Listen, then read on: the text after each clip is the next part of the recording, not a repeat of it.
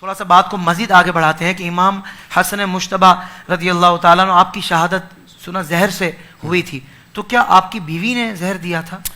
بسم اللہ الرحمن الرحیم. یہ بڑا خاص پوائنٹ آپ نے اٹھایا ہے، اور یہی آپ کی خوبی ہے کہ لوگ آپ کی ٹرانسمیشن کو دیکھتے بھی ہیں اور ہر روز مبارکبادیاں اور دعائیں آ رہی ہیں. ماشاءاللہ. یہ ایک ایسا مسئلہ ہے کہ جس کا بیان کرنا بڑا ضروری ہے. اللہ اکبر. امام حسن مجتبی رضی اللہ تعالیٰ عنہ آپ کی شہادت سری ہے. سری شہادت کہتے ہیں کہ جس کے ظاہری اثرات نہ ہوں. جاہری شہادت کہتے ہیں جس کے ظاہری اثرات ہوں، خون نکلے، جیسے امام حسین رضی اللہ تعالیٰ عنہ آپ کی ہے. سری جس کے بظاہر نہ ہوں لیکن ہو وہ بھی شہادت ہی، جیسے زہر کے ساتھ امام حسن مجتبی رضی اللہ عنہ آپ کو. یہ ایک بہت بڑا فتنہ ہے کہ آپ کو زہر آپ کی بیوی نے دیا ہے. علماء اہل سنت نے اس کے بڑے جوابات دیے ہیں. میں سمجھتا ہوں کہ جو بندہ یہ عقیدہ رکھے اس سے بڑا گستاخ کوئی نہیں.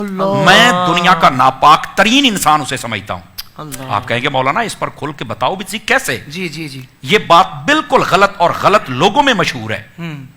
ایسے ہی مشہور کر دیا. یہاں پر اصل بات یہ ہے، جب امام حسن مجتبی رضی اللہ تعالیٰ عنہ آپ کا آخری وقت تھا نا، جی، حضرت امام حسین رضی اللہ تعالیٰ عنہ آئے اور کہا میرے بھائی مجھے بتاؤ تمہیں زہر کس نے دیا ہے؟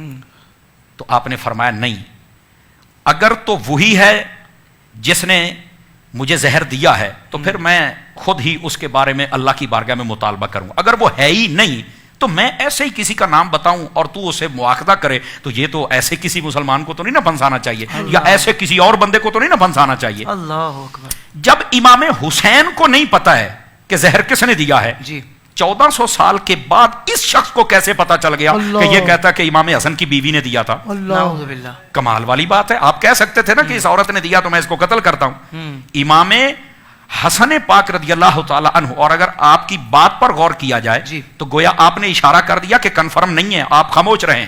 جی، امام حسن نے بھی یہ اشارہ فرمایا. جی. اور امام حسین کو نہیں پتا ہے. 1400 سال کے بعد ایک ڈوم اور مراسی کھڑا ہو کے کہتا ہے کہ فلاں نے دیا، اور تجھے کیسے پتا چل گیا؟ جی. جب امام حسین کو نہیں پتا تھا. کچھ خدا کا خوف کرو. اور دوسری بات، اگر یہ کہا جائے، بعض کہتے ہیں اس کو بڑے آگے تک بیان کرتے ہیں، وہ جی یزید کے ساتھ معاذ اللہ تعلقات تھے اور اس نے کہا تھا کہ آپ زہر دے دے تو میں شادی کروں گا.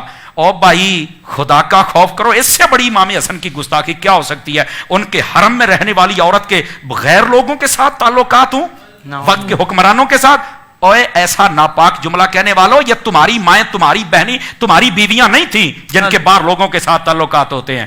یہ گھرانہ سیدہ کا گھرانہ ہے. خدا کے لیے ایسی ناپاک بات نہ کی جائے. تمہیں کس نے کہہ دیا یار؟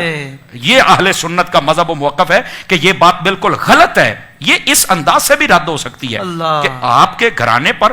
میں آپ ایک تیسری بات بھی عرض کر دوں نا.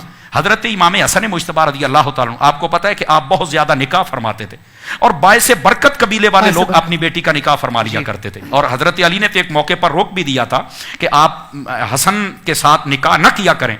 تو قبیلہ ہمدان کا ایک شخص ہے، یہ ہمدانی سید بھی ہوتے ہیں نا، وہ آئے. انہوں نے کہا حضرت آپ ٹھیک کہتے ہیں لیکن ہم تو باعث برکت اپنا ربط اور تعلق جوڑنا چاہتے ہیں تاکہ قیامت والے دن جب حضور کی آل کی شان اور فضیلت بیان کی جائے تو ہمارا بھی اس صف میں نام آ جائے. اور یہاں پر تمام علماء نے لکھا ہے حضرت امام حسن مجتبی رضی اللہ عنہ آپ کے ساتھ جس عورت کا نکاح ہو جاتا تھا، جب آپ اسے طلاق بھی دے دیتے تو ساری زندگی بھی کسی اور سے نکاح نہیں کرتی تھی، اور ساری زندگی وہ آپ کی محبت میں رہتی تھی. یار ساری زندگی اگر وہ آپ کی محبت میں رہتی تھی تو یہ گھر میں رہ کر زہر پلانے والی کہاں سے آ گئی؟ اس کا تعلق کہاں کے غیروں سے بن گیا؟ تمہیں خیر تو ہے یار؟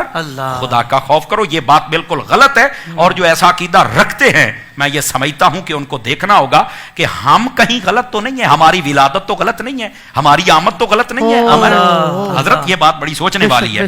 تو اس واسطے اس بات کا کوئی تعلق حقیقت کے ساتھ نہیں. سری جھوٹ اور بہتان. میں یہ سمجھتا ہوں امام حسن کی گستاخی کرتے ہیں لوگ. اللہ تعالیٰ اس کو توبہ کی توفیق عطا فرمائے. یہ اصل حقائق. آمین آمین یا رب العالمین.